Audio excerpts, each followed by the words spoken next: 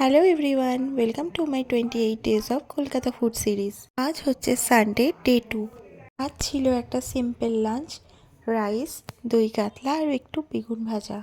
আমি most of the টাইমই breakfast skip করে ডিরেক্ট লাঞ্চ করি। আর বিকেলবেলায় রিয়েলের এই ম্যাঙ্গো আলফানসো ফ্রুট জুসটা খেয়েছিলাম।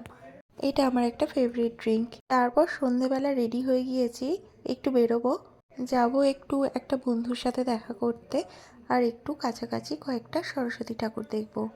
বেরিয়েই ফার্স্টে খেয়ে নিয়েছিলাম একটা পাপড়ি চাট। কলকাতায় এসেই ফার্স্ট পাপড়ি চাট খেলাম। পাপড়ি চাটও আমার একটা খুব প্রিয় একটা খাবার।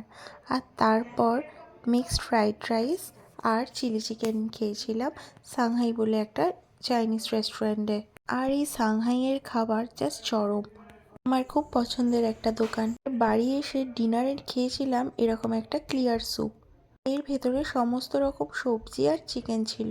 চলো আজ তাহলে tata, will see you tomorrow, bye by.